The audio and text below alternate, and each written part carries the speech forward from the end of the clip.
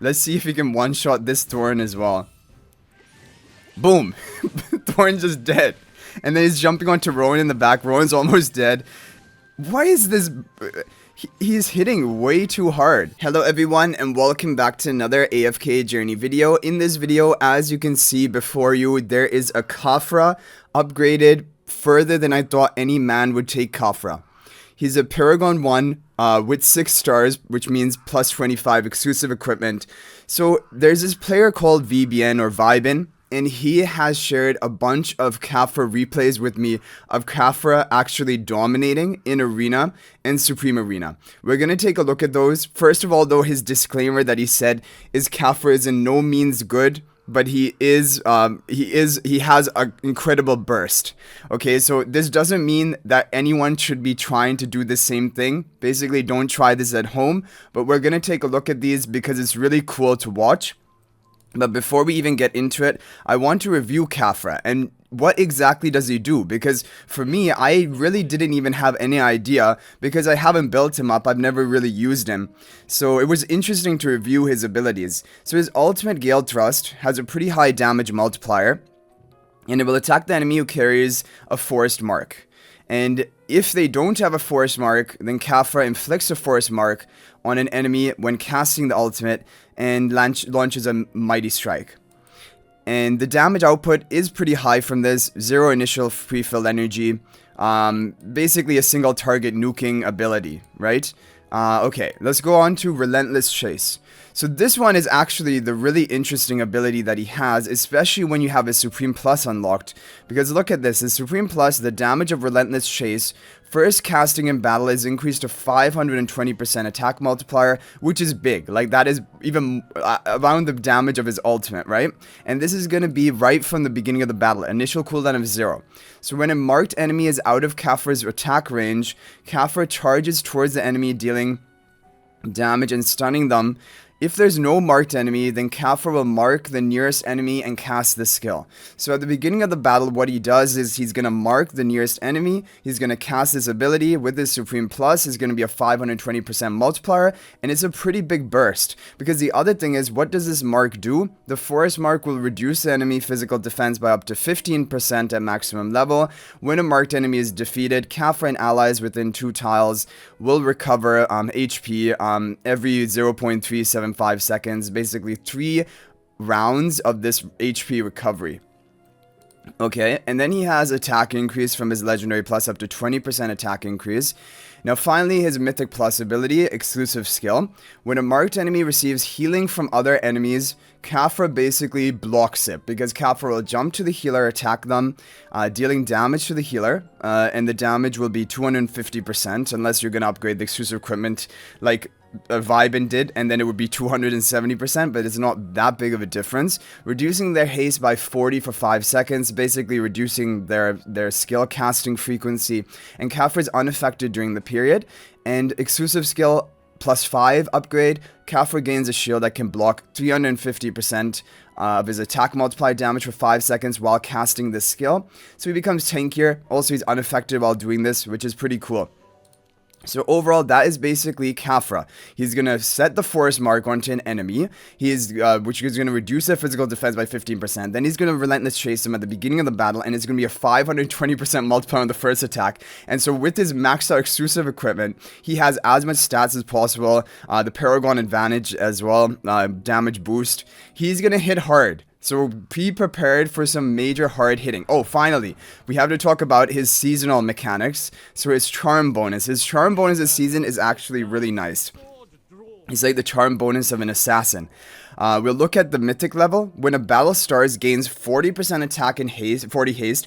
These buffs last until the end of the battle, but decay by 2% attack and 2 haste per second until they reach 0. But assisting or defeating a non-summon enemy unit for the first time will stop the decay, and so they will maintain these stat buffs and restore the caster's health equal to 150% of the total damage out to the target, which is a lot. 150%, that's basically like Kafra. He's going to be nuking at the beginning of the battle. if he can get a kill, he's going to have a massive heal for himself, and also he's going to lock in these stat increases, attack and haste. So his charm bonus is pretty good. So when he gets his mythic charms, he is actually going to be even better than before. Okay, time to look at the replay. So we're going to start from the first replay over here. Kafra dealing the most damage, and look at the team. The team basically is all Kafra. Kafra is carrying the whole team on his back. There's no Paragon upgrades other than Kafra. The opponent has kind of a standard team like Iron, Tassi, Arjun with Lily May. I guess they don't have a healer, but they have Paragon Lily May, they have Paragon Granny.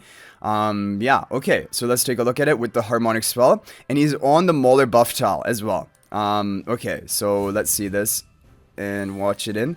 Okay, Iron's gonna cast ultimate. Okay, that is gonna loop in the Kafra. But look at that burst, Relentless Charge, almost one-shotting the Iron, and there we go, get the kill and moving on to the next target. Look, and he keeps his the thing is, his relentless chase is on such a low cooldown. That's the other thing I didn't mention. It's a 2.5 second cooldown, which means you're gonna be casting it so frequently. Like when you saw that, you're like, what is going on? Is Kafra broken or something? Okay, now they're trying to solo me, but no one can solo Kafra. Look at that burst. Almost one-shotting the Tassi before she can even proc invincibility. And boom. What was that? Was that also, was that his ultimate or something? That was a huge burst as well. Okay, that was crazy, right? That was pretty crazy to watch. We need to go back to Kafra. It was a 2.5 second cooldown on his Relentless Chase, I believe. And yeah. This is, I should have just mentioned that. This is an insanely low cooldown. Basically, especially also if he gets the haste from like his charm bonus or haste from any allies, then he's gonna be casting this even like at a 2 second cooldown, which is basically you do a couple of attacks and then boom, cast it. A couple of attacks, boom, cast it. And it is a big burst. And it also stuns, right? Which is pretty crazy. Okay, let's take a look at the next replay. So we have another Supreme Arena replay. Again, he is on the Mauler faction talents. Now for the Mauler faction talents, the reason he's on this is, I mean, it allows him to teleport to the Prime carrier to begin focusing that hero. Also, it gives him some survivability because it gives him life drain. And he will take less damage from the prey, which he's going to be teleported to. And then just deal some bonus damage, knocking down the enemies when jumping onto them. Okay, again, he's running the same team. The opponent is more under upgraded in this one, so like this isn't as fair of a matchup because they have no Paragon upgrades, but we only have one Paragon upgrade. But watch this. Watch the Kafra, and Thorn is a tank, right? Boom! Thorn is just dead. For second one of the match, and Kafra's already killed Thorn. Now he keeps Relentless chasing in the back, killing everything in the back. This is so cool to watch. I honestly thought there was no use of Kafra, but I never saw anyone using him like this. He's actually not as bad as you would think. It's a crazy thing, because it's kind of the same thing with Soren as well, right? Like with the seasonal like charm bonus and stuff, Soren also goes pretty crazy. But honestly, Kafra is not looking as bad as I expected. Okay, we have all of those. We have one more to watch over here. This is the Mauler faction talents with the Star Shard spell. And again, okay, this is a more upgraded team. It has some Paragon upgrades, a maxed out Lily May, and again a Thorin. Let's see if we can one-shot this Thorin as well. Boom! Thorin's just dead. And then he's jumping onto Rowan in the back. Rowan's almost dead. Why is this... He's hitting way too hard. And then from the Mauler faction talents, he knocks down the prey and then nearby enemies as well. And he's just cleaning up like crazy. I think it has to be his charm bonus as well, because he sent me some regular arena replays and Kafra is not doing the same stuff in regular arena. I think it's a charm bonus which starts him off with that major attack and haste boost.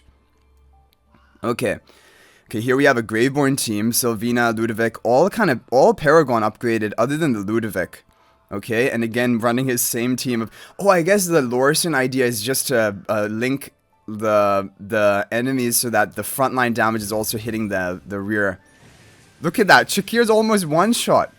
And that's factional disadvantage, Wilder into Mauler. Doesn't even matter, Kafra just one shots and now jumping onto Ludovic in the back. I think though, realistically speaking, Kafra is really good at getting that first kill, and that is why he kind of synergizes with Harak. Harak wants to get easy kills right from the beginning of the battle. Kafra can set up that kill for him kind of better than other heroes can. I didn't even, like, honestly, it wouldn't even be that bad. Kafra plus Harak combo. Okay, we have a couple more. We have this one, and this is a pretty much all Mauler team with OD. OD is Paragon, but otherwise the team is not Paragon. So they have Brutus. We go for Entendre, one shot Entendre. If he went for Brutus, though, then he wouldn't be able to get any kills. And yeah, so like now, I think it's just Kafra has a major burst on his first attack. The first Relentless Trace, thanks to his Supreme Plus. But then after that, his burst damage does slow down, but he's still hitting hard. Look at that damage on the Citrana. And he gets a lot of healing after he gets a kill, right? He heals for 150% of the damage dealt on a kill or assist. Okay. And now we have this one over here. The opponent has Tassi and Ludovic and Thorin in the front. Okay, let's take a look at this. Wow, okay, that was actually, Ludovic survived better. I think the thing about the Mauler faction talent is just another round of burst damage, right? That is why having Kafra on it is good, because it deals at 230% of his attack multiplier damage, and because of his charm bonus, he's going to have really high attack to begin with, and also because of his high exclusive equipment upgrade.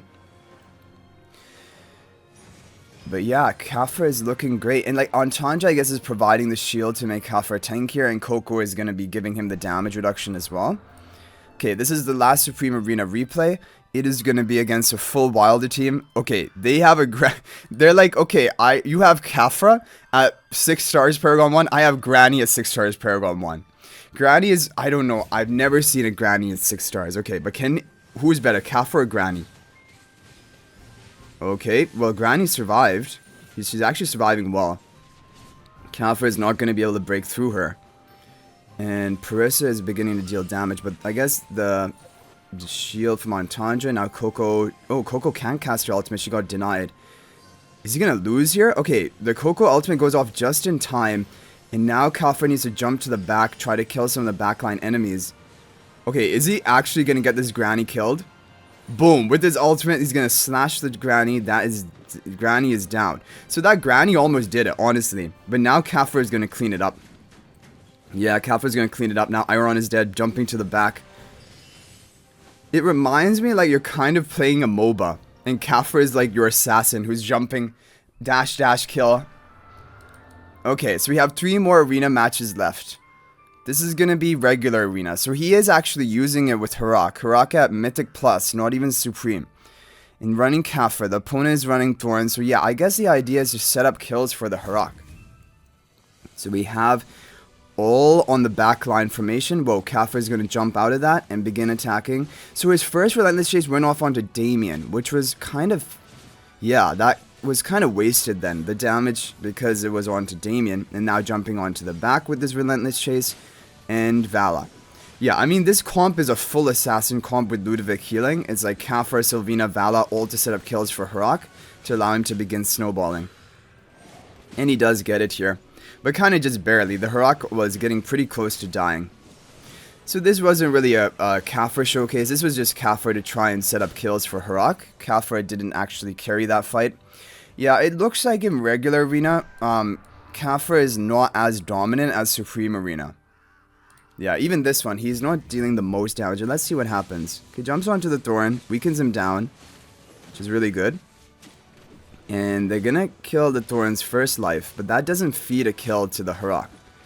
But it does just take him down, so he's out of the fight for that duration. And they... Okay. Sylvina and Vala both get blown up by the damage effect of Thorin, and Harak is going to clean it up. Yeah, I mean, if you didn't have Harak here in regular arena, I'm pretty sure Kafra is not going to be able to do it. But this is kind of the crazy thing. How heroes who generally are not usable in PvP, once Supreme Arena comes out with good level of investment, pretty much any hero is usable. Like, it's kind of the same thing. Soren in regular arena is just never a good idea, but in Supreme Arena with his charm bonus or whatever faction talents, he actually becomes pretty strong. Okay, and they get a kill on the back. Yeah, kind of similar. Yeah, I mean, for regular arena, Kafra is not looking super dominant. Because his burst is just not kind of there. you need another hero to carry it, and that is going to be the Harok. So anyway guys, this was a great showcase. Thanks to Vibin for sharing all the replays with me, but this was pretty amazing, especially in Supreme Arena, what heroes which kind of people are considered to be complete skips, what they're capable of doing. And you would never really know.